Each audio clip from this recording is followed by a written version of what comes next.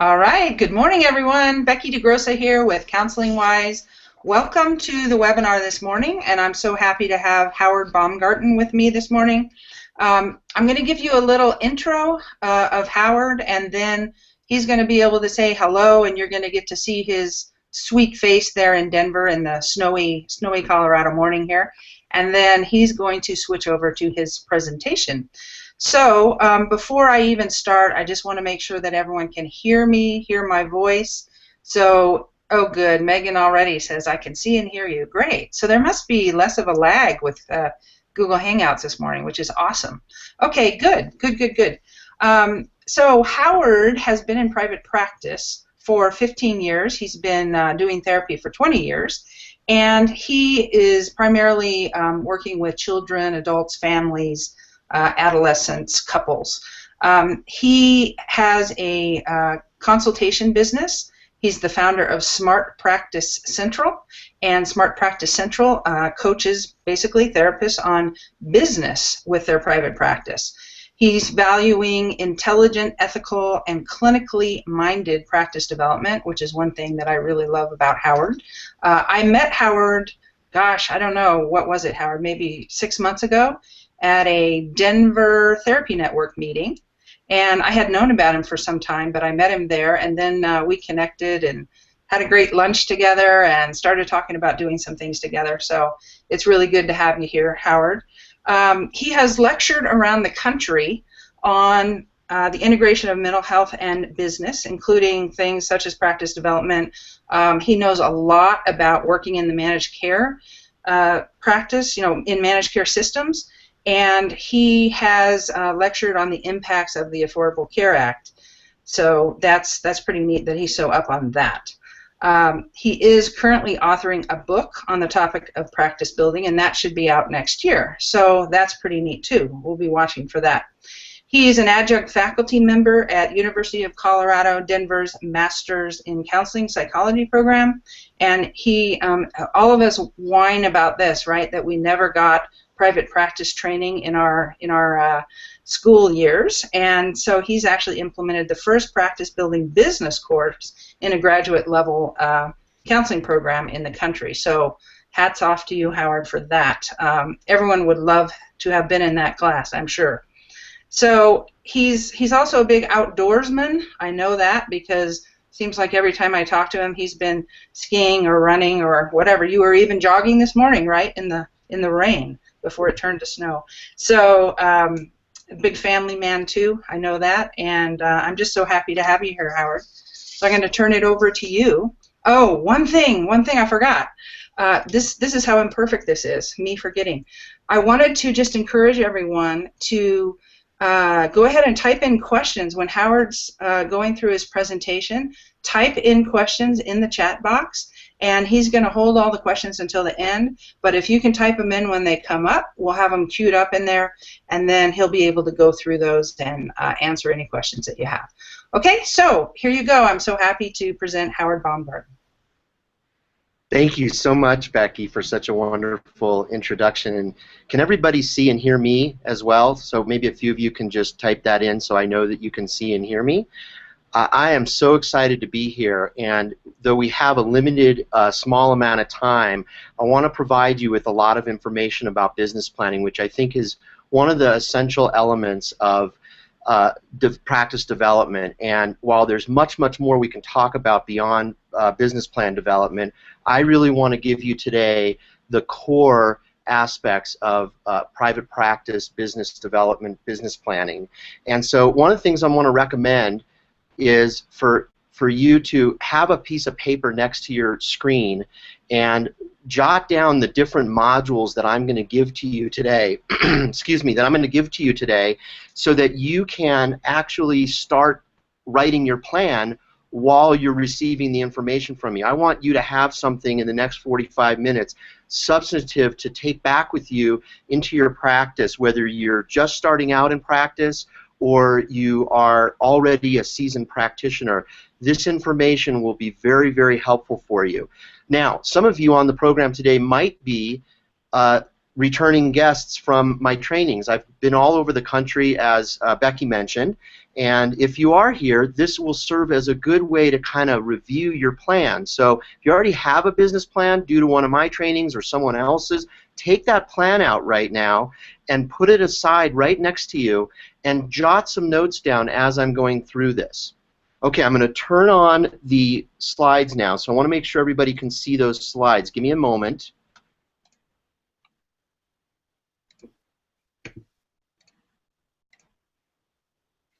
Can everybody see the slides? There should be a backpacker up on the first slide. So if somebody can type that in, that would be great.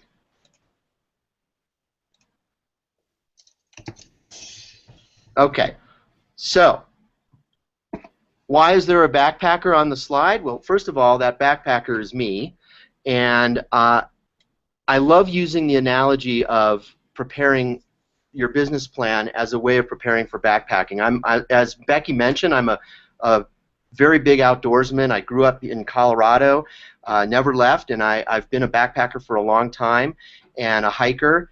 And when you go on a backpacking trip, you really need to lay out all of the clothing and food and preparation materials that you need in order to prepare the food, a warm sleeping bag, a tent. So definitely have rain gear. If you can see that in that picture, there's an orange poncho. You got to have all your materials ready to go, because as you can see behind me in that picture, it's snowing. It had just snowed that day, and this was probably taken 20 years ago. But the reality is that you've got to be prepared, and you've got to have a plan. And when you're out backpacking, it is a matter of survival. And the reason I have this slide up is I want you to think about your business plan as a matter of survival in your professional life. It is an opportunity for you to really organize yourself, an opportunity for you to assess and appraise what's going on throughout the development of your business. Now, a lot of people make the mistake of not creating a plan, and they just kind of wing it, and they're moderately successful at times, and maybe they're doing pretty well and they feel like they don't need a plan. The bigger issue is that they don't really have as much direction as you would have if you actually sit down and create a solid plan. And I'm going to give you several components today, including a way to really gather your niche, a way to really market your niche, a way to really kind of think about what is it that you really want to be doing as you navigate your journey through your practice, throughout your practice. So, first thing I want to talk about in the business plan, you're going to see I'm going to go through a number of different modules here, and each module will sort of be separate, but they'll all integrate with one another. And the one thing that integrates the most is the executive summary. And you can imagine what an executive summary is. It's actually sort of like an abstract of a research article. We all read articles in our field, and what do? We go to the abstract first to see if it's something that we really want to delve into, and that's pretty much what your executive summary is about. It's an opportunity for you to write out the summary of the entire plan. Now, I talk about it first because it's the first thing that goes in your plan. Interestingly enough, it's the very last thing you're going to write. So one thing I want you to write down right now next to the executive summary is to do this last. That it's a summary of all the modules that I'm going to go through that you're going to develop over time. And usually for most people it's somewhere between about a half a page and no more than a page and a half. On average, probably about a page. You want to make sure you're summarizing each section that I'm about to go through in your plan. And the nice thing about an executive summary is if you're presenting your plan to somebody and you need something more than an elevator speech, maybe you're working with a banker, maybe you're working in collaboration with somebody else, like you have a partnership with somebody, and you want to give more information, you can use that executive summary as a way to say, here's kind of where my business plan is today. It's a great way to kind of get people interested in the depths of your practice and your practice plan without them having to read the entire plan.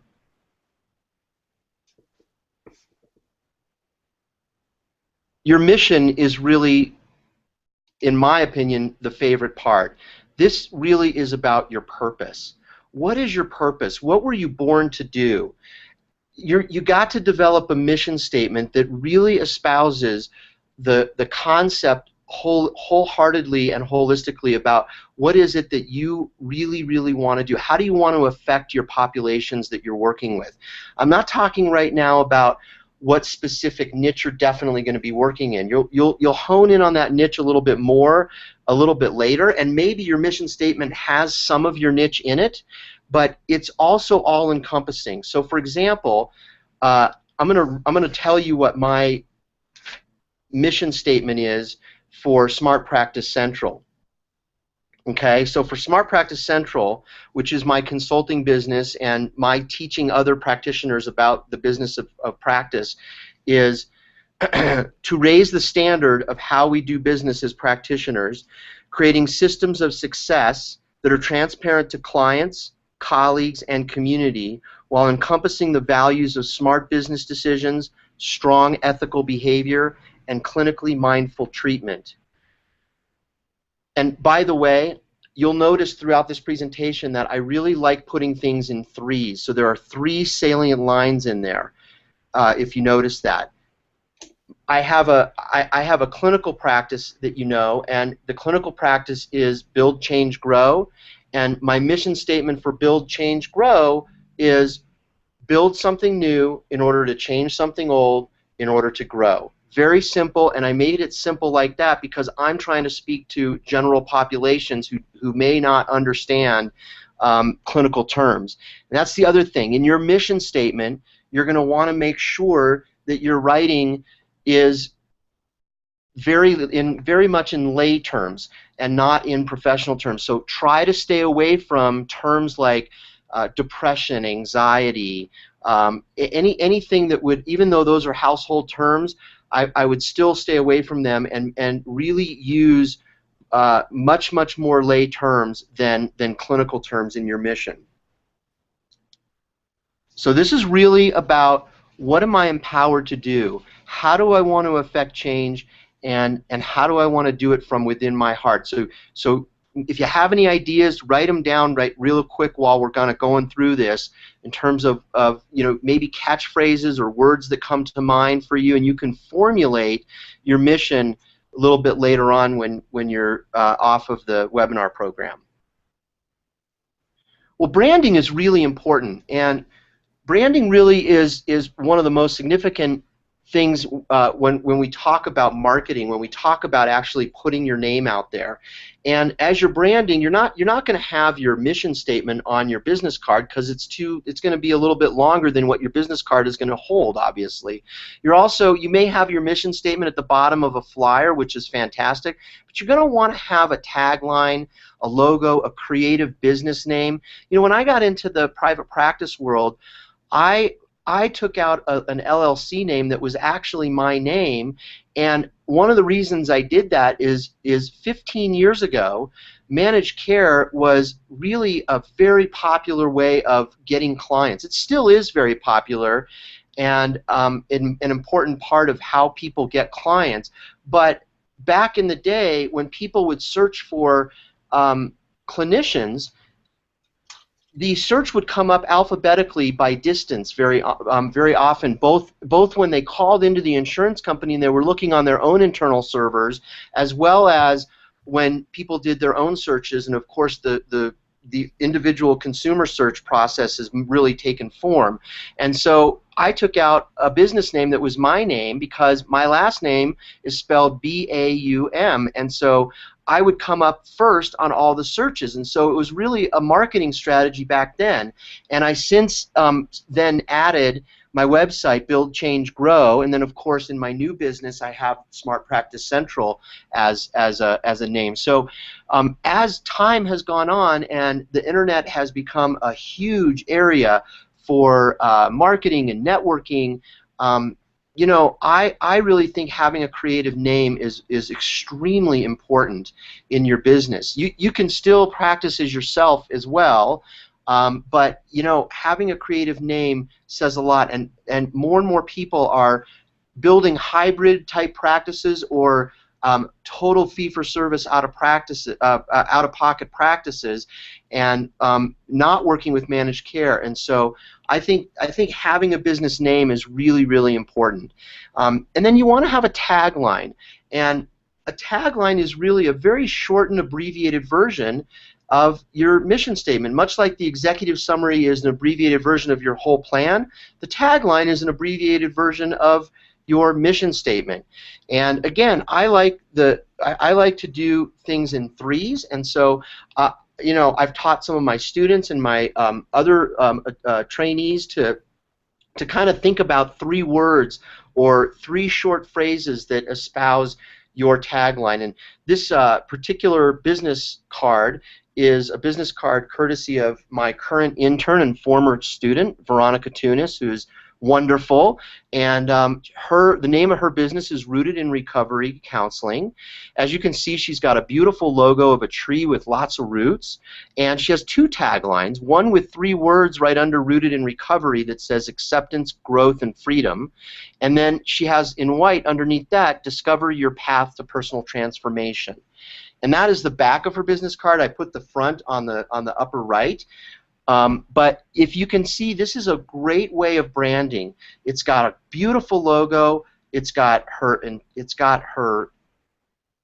business name. It's got both of her taglines on there. And pay attention to colors. She wanted to use earthy colors. So when you think about color, knowing what color you resonate with and what might resonate with your consumer, your client, those things really matter because you're probably not going to change your logo or your cards very much. You might do some tweaking at times, maybe 5 years into your practice, 10 years into your practice, but really you want to be as thoughtful as you can from the get-go with your business card, with your branding.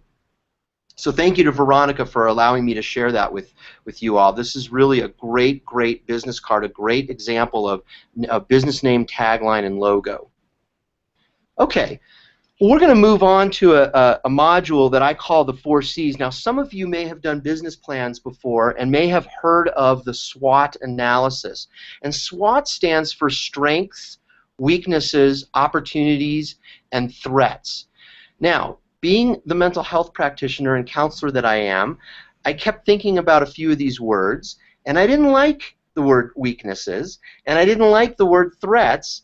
I didn't mind strengths and opportunities, but I decided to sort of retweak these words and kind of formulate what I call the 4 C's, which really are stated as follows: capabilities, challenges, chances, and concerns. And they're basically the same thing as the SWOT analogy or the SWOT analysis.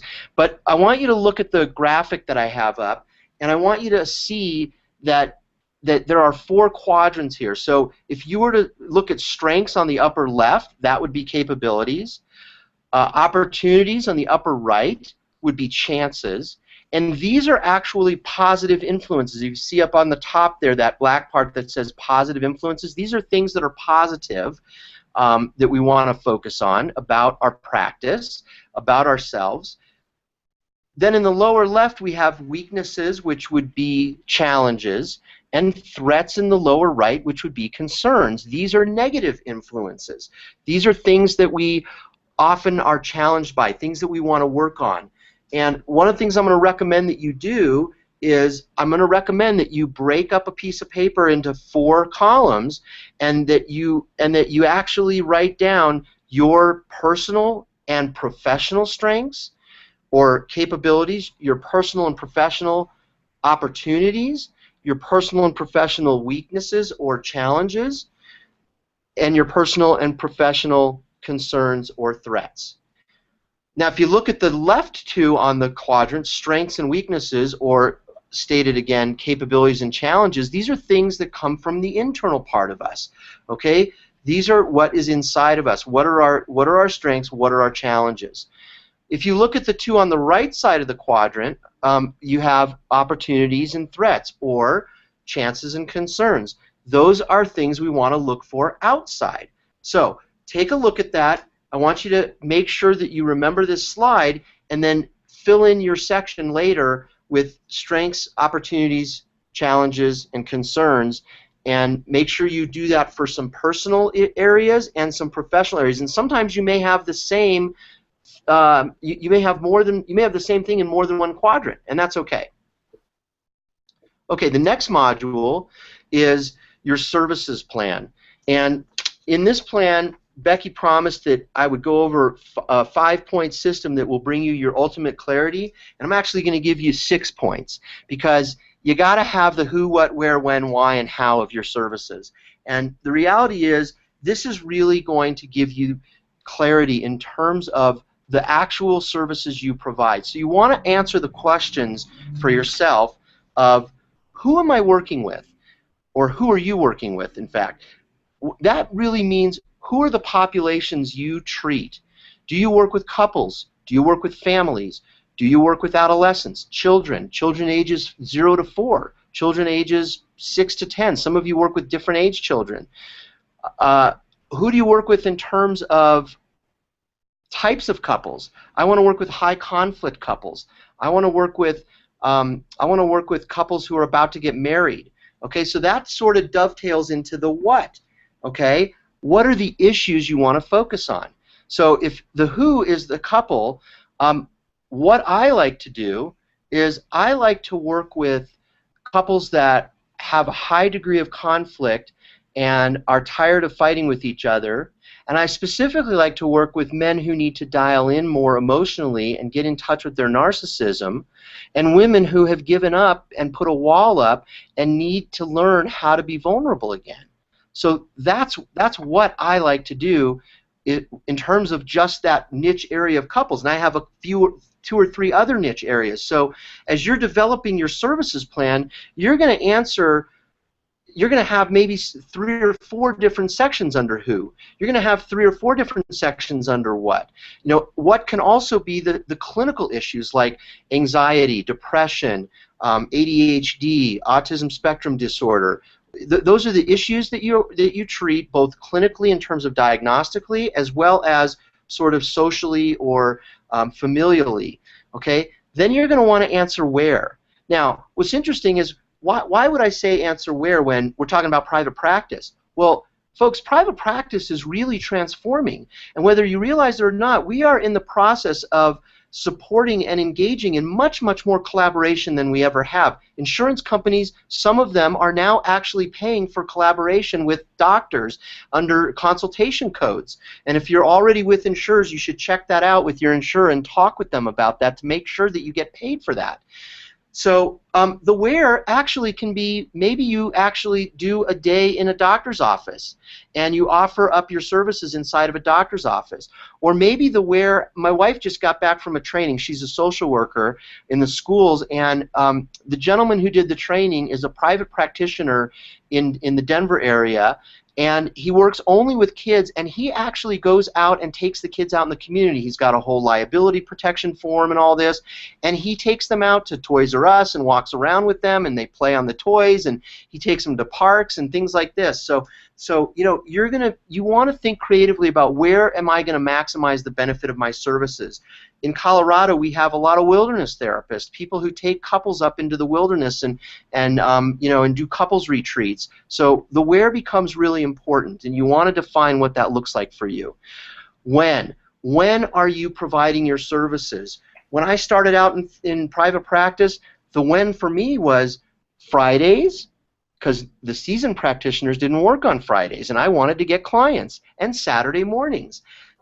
And evenings. I don't work those hours anymore, but when you're first starting out, that makes a lot of sense. So and then as you build your practice and you get better and better, the when becomes much more empowering for you, because you can then set your own hours better and better based upon your expertise and the amount of people that you're bringing into your practice. So you want to have a when part of your services plan.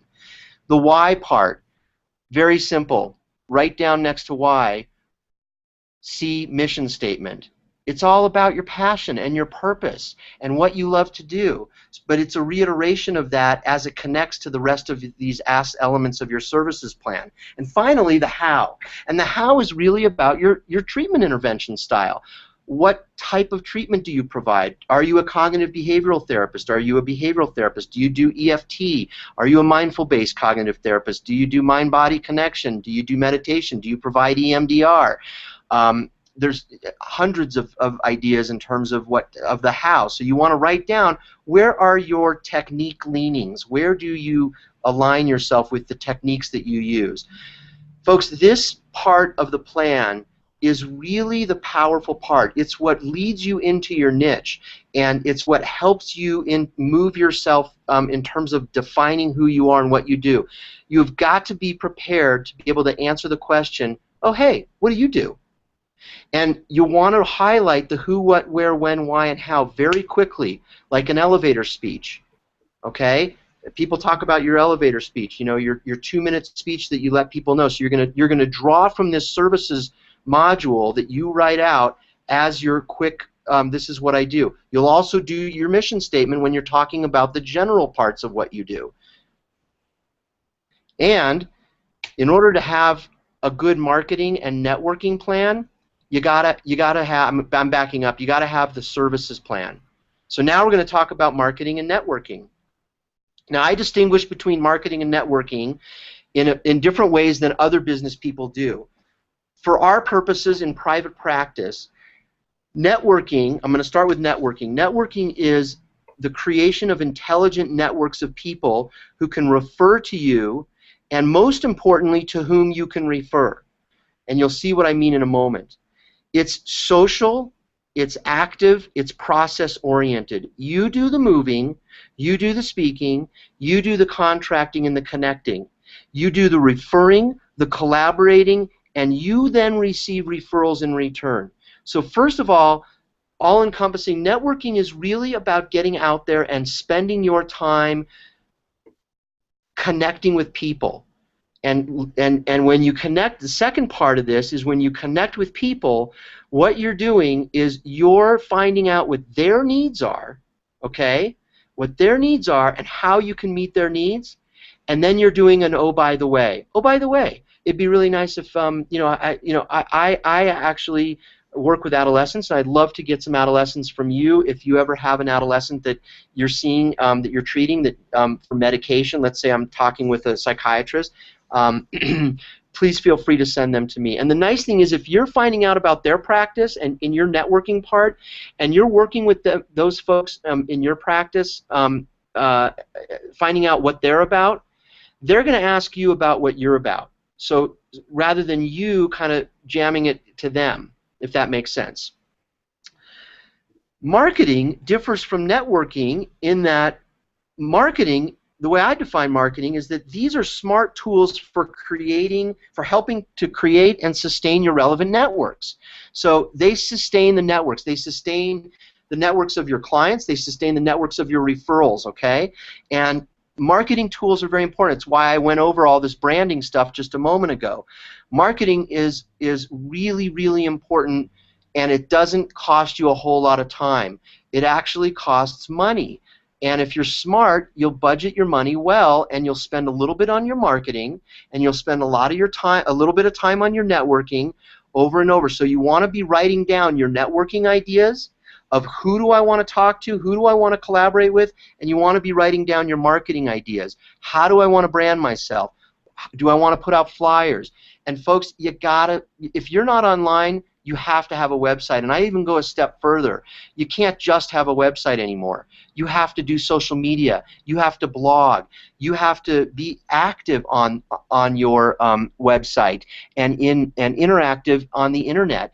And the type of people that teach you how to do those sort of things are the folks that like to do that and that have internet marketing experience like Becky herself. So Counseling Wise is such a great organization because not only do they know about marketing online, but the great thing about them is that they specialize in working with counselors. They specialize in working with mental health folks, and so they understand what our needs are in terms of what we do, and we need Counseling Wise because they kind of help us with the stuff of the fears that we have revolving around doing social media, and marketing is becoming more and more important in our field. We never had to do this 15, 20 years ago. You got on insurance provided you with all the referrals that you needed, and that was it. Not anymore. And so it's really important that you do marketing. Now, a couple other little descriptors about marketing. Marketing is emotional. It appeals to people's emotion. It makes them go. If you have a cool logo, it makes people kind of go, wow, the tree roots really speak to me, and rooted in recovery, and I'm recovering from some sort of process addiction, the person might say. So I want to go. It really triggers that emotion. It's passive in that you don't have to go out and talk to people. It does the speaking for you. Okay, so you're doing some speaking to people through your networking, and through your marketing, you're actually passively letting people know who you are. It's working for you while you're sleeping, while you're in session with your clients, and it's got to be heavily content-oriented. It's really the tool of information that helps lead to action for people. It's got to be creative. It needs to be thoughtful. It must be targeting and calculating, and it gets you noticed.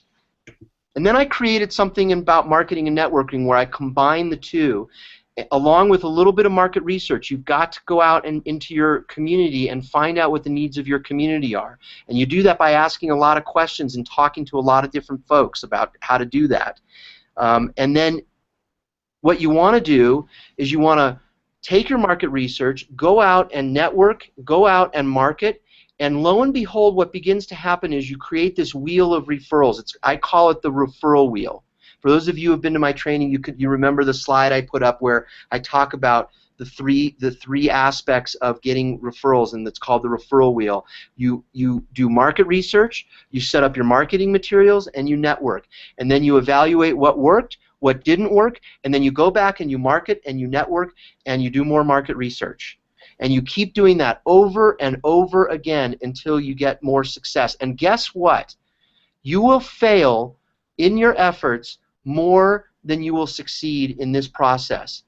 And that is supposed to happen. It's okay. Tell yourself it's okay. Just like you tell your clients when they make mistakes and you're treating them, you want to say, you know what?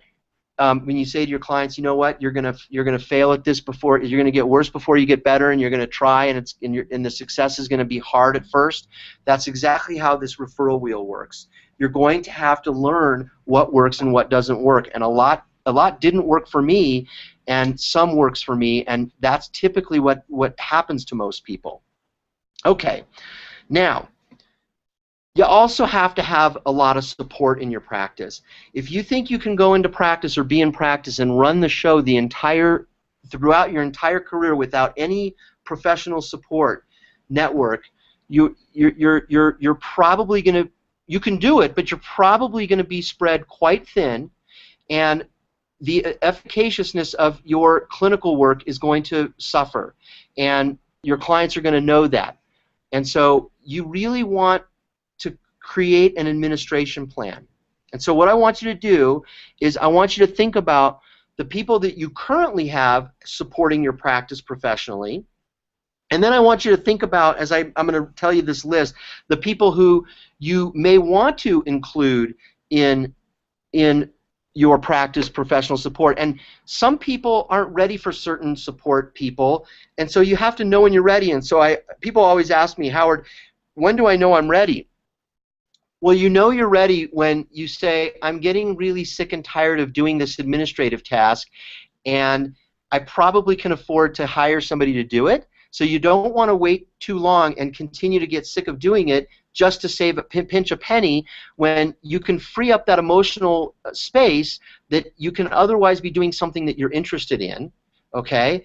And it's too soon if you enjoy doing it and it doesn't make your practice suffer. Like, I like triaging my clients. I don't want to have an assistant triaging my clients because I happen to like talking with my clients and being the first person that they communicate with. So I probably will never have an assistant answer my client initial calls. I'll have an assistant eventually, but I'm not going to hire an assistant to field calls for me, because that's just I like talking to the prospective client initially. So you got to think about what your style is and who you're going to benefit from working with you in terms of your administrative support. Here is a list of the possible people that you may or may not want to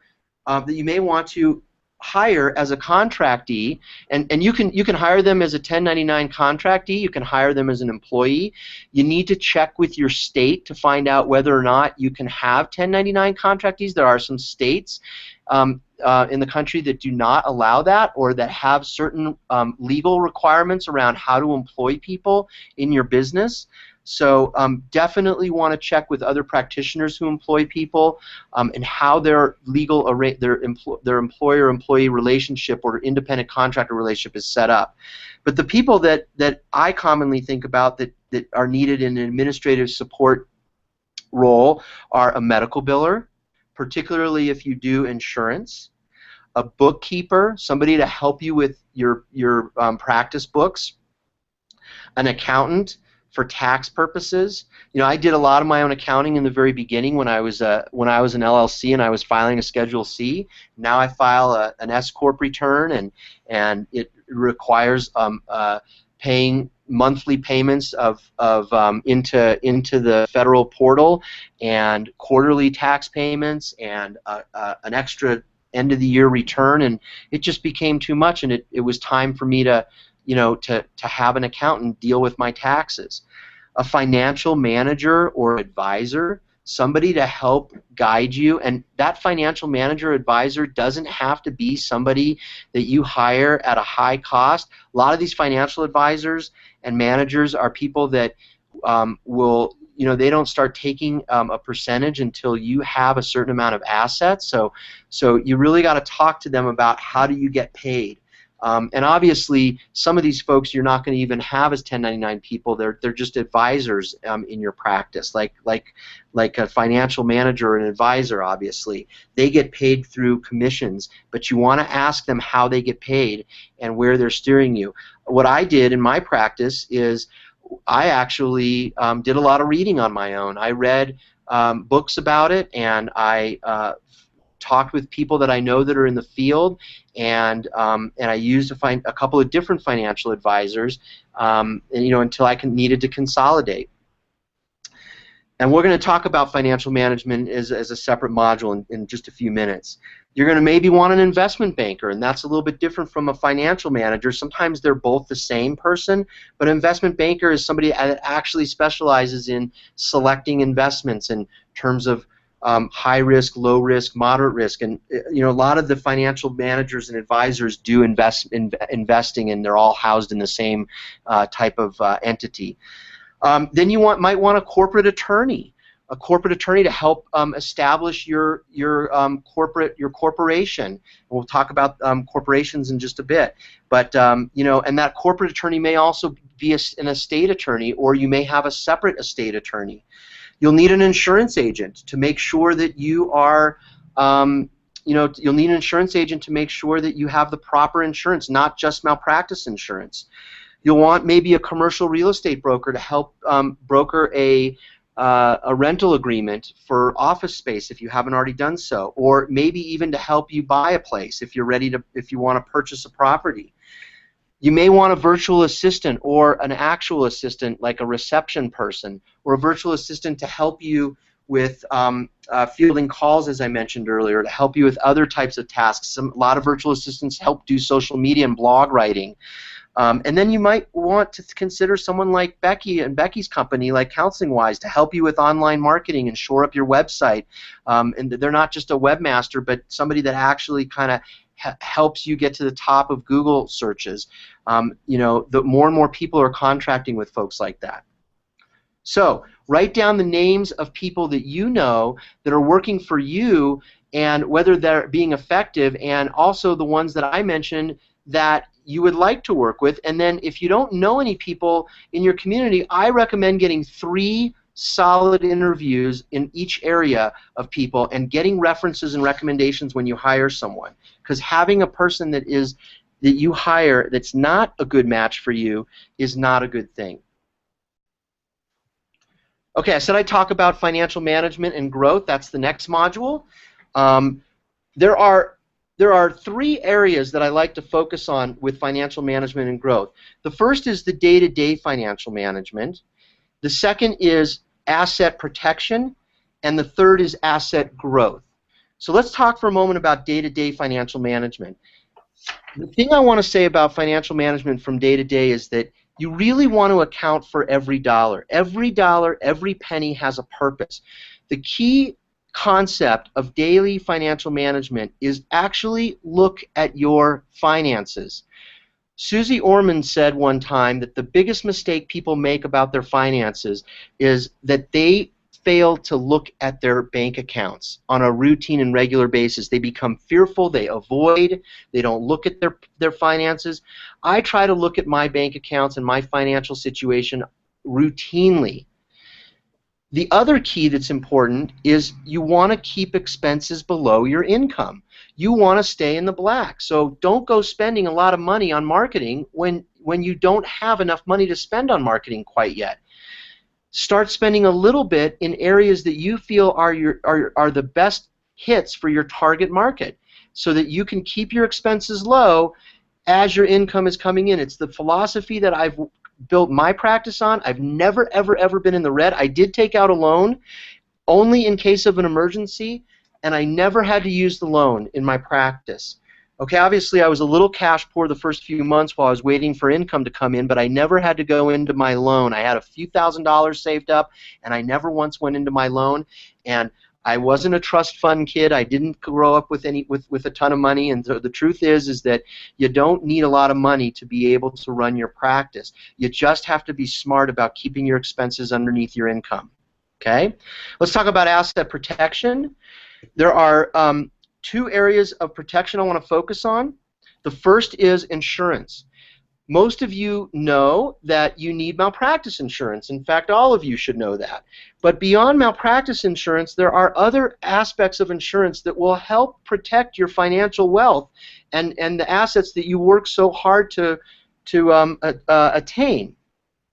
So in addition to malpractice insurance, you need general office and theft.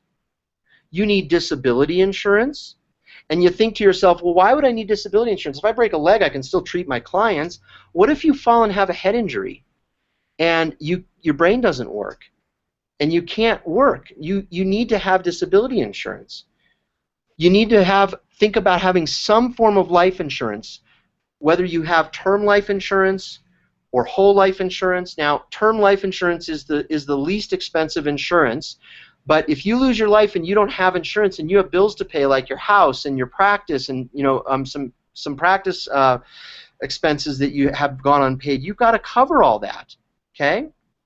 And then you may want to consider having an umbrella policy, and that covers uncovered costs that go beyond the limits of your other policies. It's like, imagine an umbrella. It covers the other insurances that you have that reach their limits of payouts. Now, I don't believe my umbrella covers my malpractice, but it covers every other area. Okay?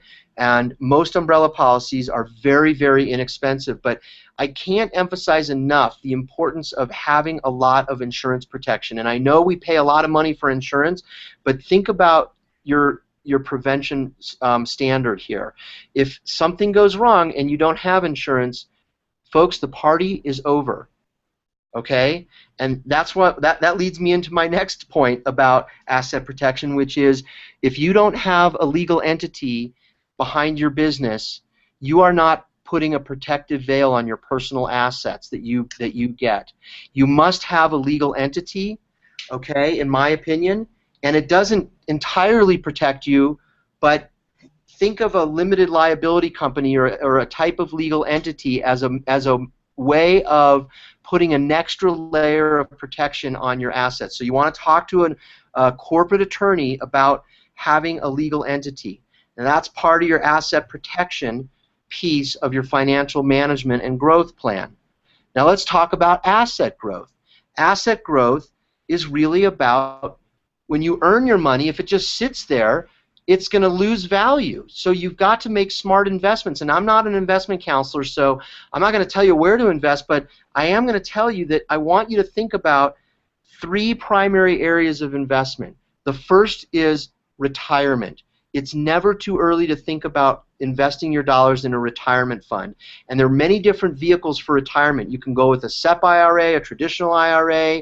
You can go with one of the more popular ones now is the individual 401k.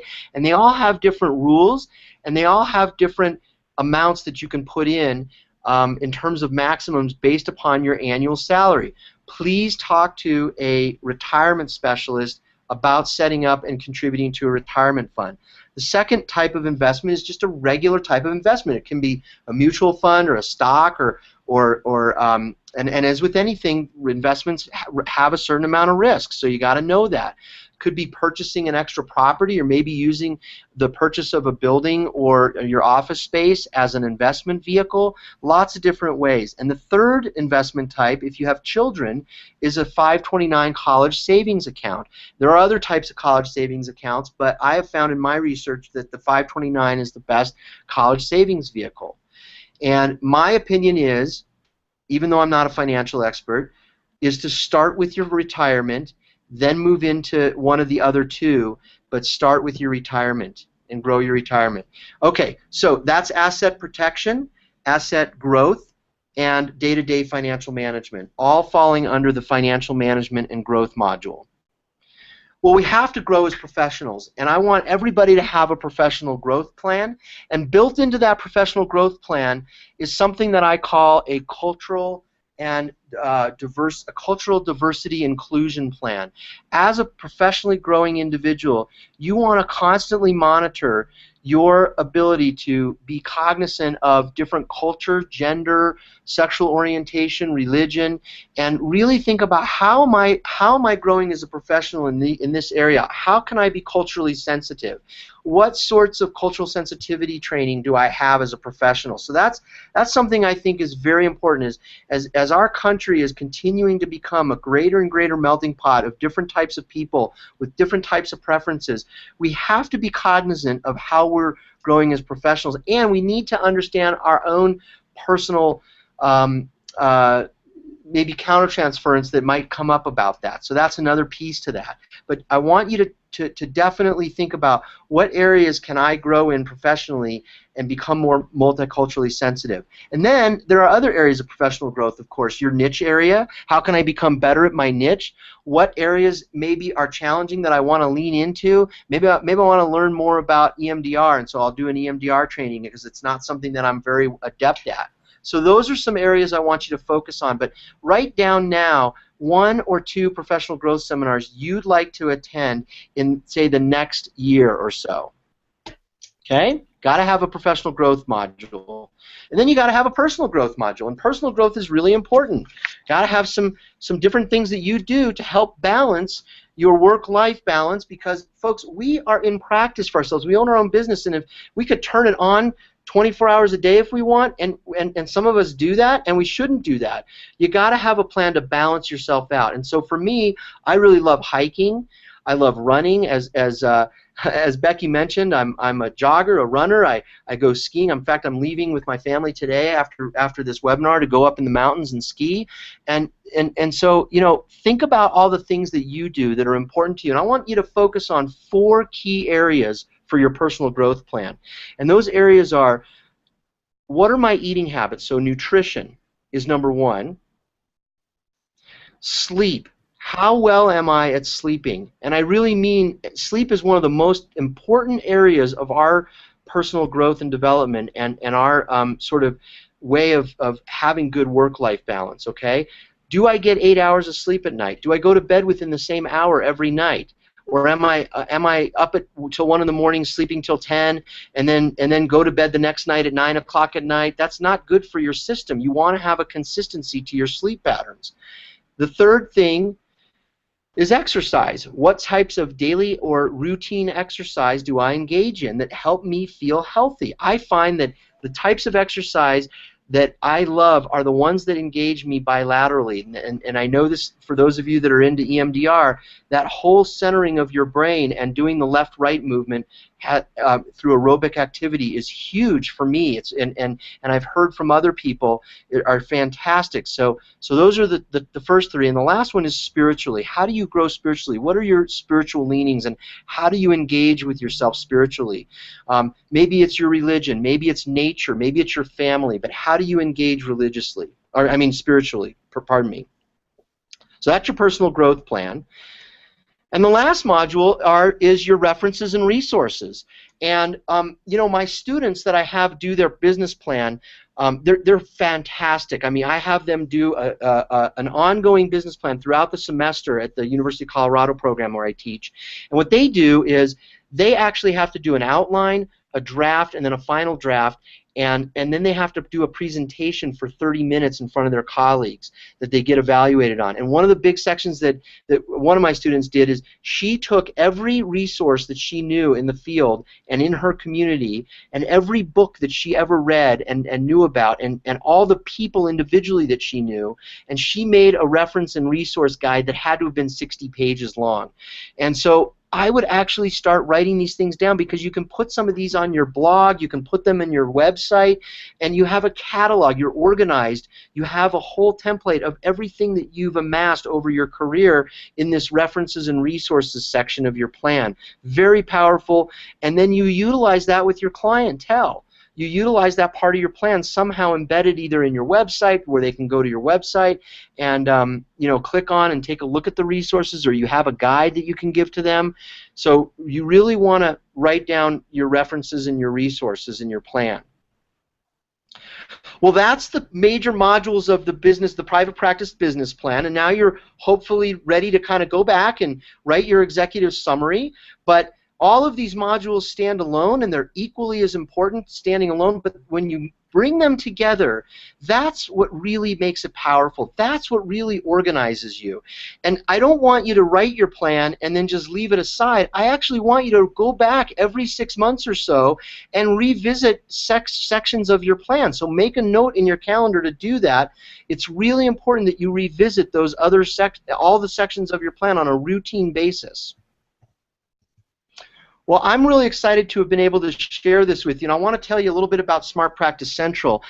You know, Smart Practice Central is really a design place where I believe that, I really believe that we're all intelligent business people, and we want to merge those intelligent business concepts with really mindful clinical practice and provide successful outcomes.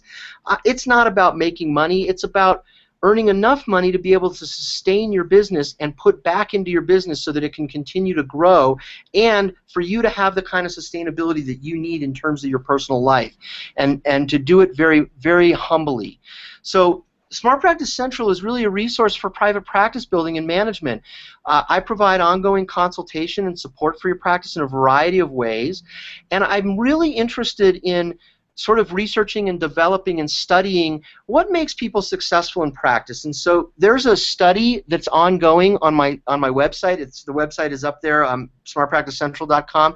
And if you can go to our study, you're more than welcome to fill out the survey. It takes about 20 minutes. It's all confidential and private.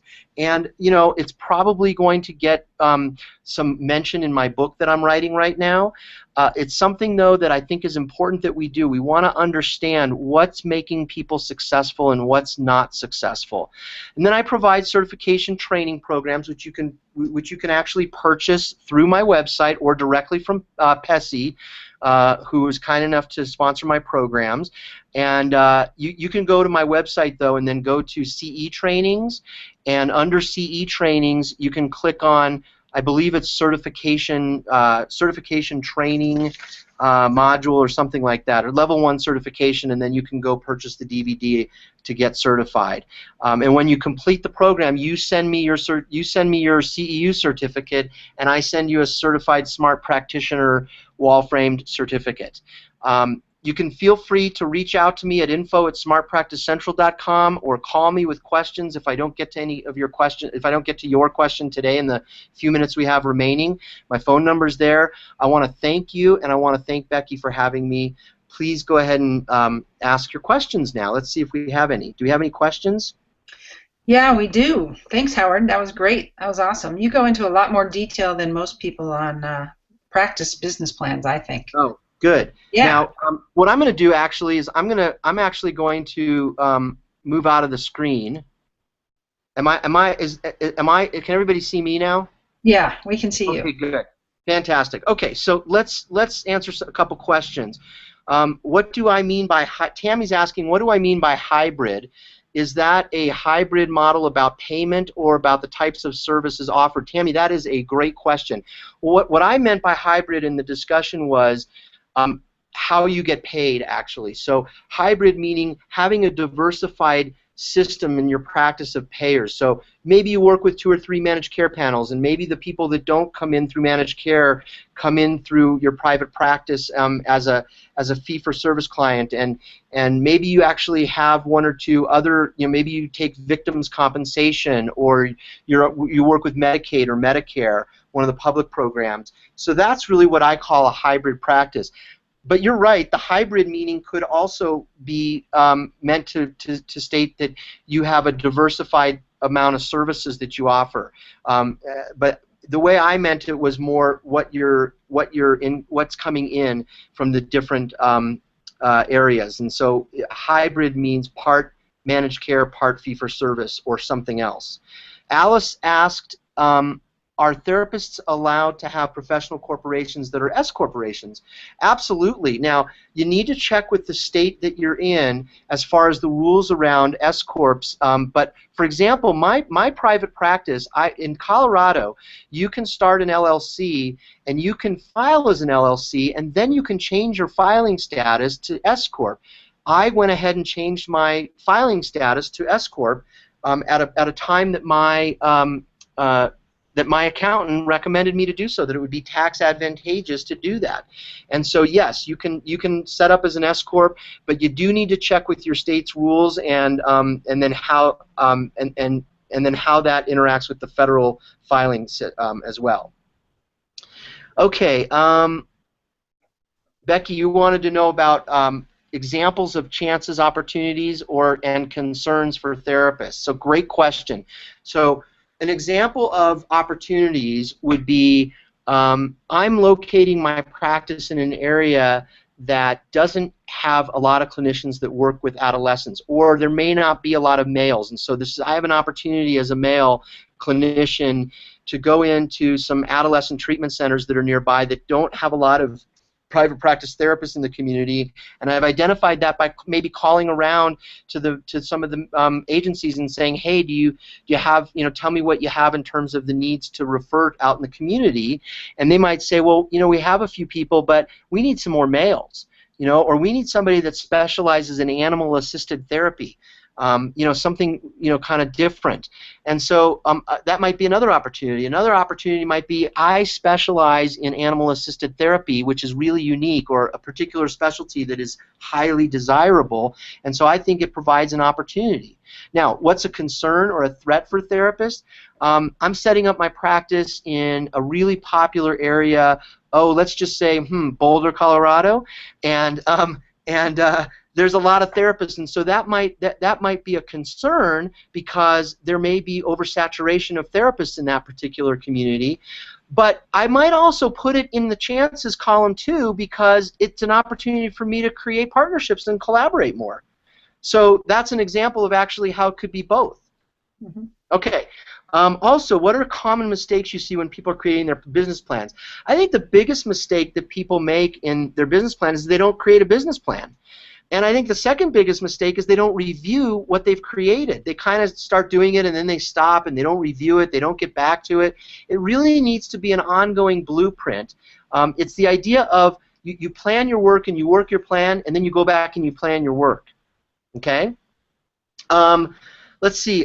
Somebody asked about the 4 C's and giving an example of weaknesses. So weaknesses or challenges might be, I'm challenged by my fear that this might be a personal weakness or a personal challenge. I'm challenged by my fear that I'm not a good business person, and so not being a good business person makes me feel a little bit fearful and gun-shy about maybe going into private practice at all, or I need some extra support. And actually, it's funny that I'm talking about that type of fear, because that's usually what I get when people want to consult with me individually.